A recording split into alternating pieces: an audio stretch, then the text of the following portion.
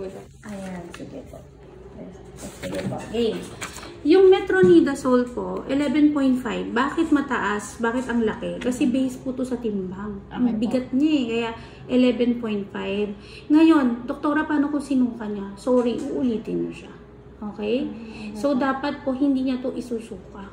3 times a day after meals for 7 days. Doktora, paano yung 3 times a day?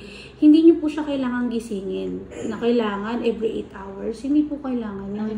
Kailangan po gising siya. Yung hindi na, so may inumin ka gising. Hindi ganon. Pag after po niyang mag-breakfast, lunch, and dinner, enough na po yun. As long as makomplete niya po yun 3 times a day. Next po, itong domperidone po, 3 times a day, 30 minutes bago kumain. Doktora, bakit bago kumain? Kasi para po pigilan natin yung suka. So, dapat wala munang laman yung tiyan niya para pagka pinakain niyo siya, hindi niya po isusuka yun. 3 times a day po to for 3 to 5 days. Actually, kahit hindi po 3 to 5 days, kapag hindi na po siya sumusuka within 24 hours, pwede niya na pong i-stop. Okay? Tapos, yung rest time po, para po ito sa kabag niya. Sobrang hangin ng tiyan niya, as in, bloated siya.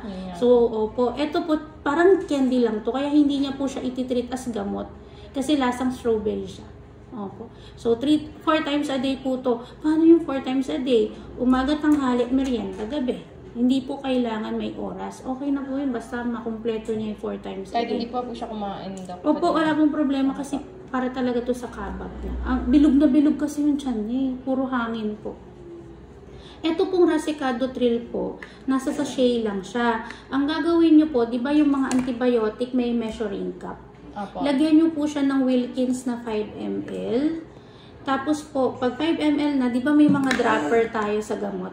Ipatak nyo po yung sachet, halu-haluin nyo. Kapag po malapot na siya, yun, ipainom nyo na sa kanya. Masarap din po to, hindi problema.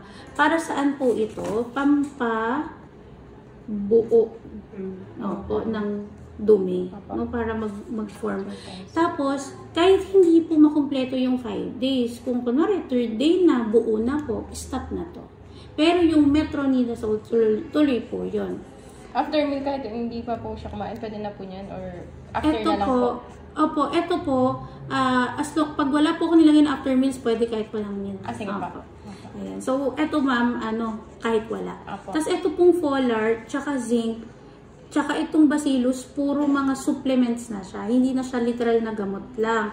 Ito pong folate, folic acid po yan. Ang folic acid po, napakarami ng studies na nakakatulong para ma-decrease yung haba ng pagtatain ng bata. So, kunwari, ang pagtatain ng isang bata na may amoeba is 7 days.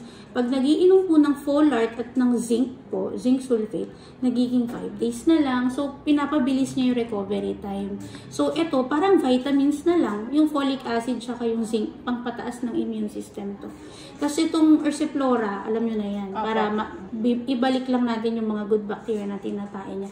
Mukha siyang madami, pero pag pinapainom nyo siya, hindi niya po magiging problema yan kasi hindi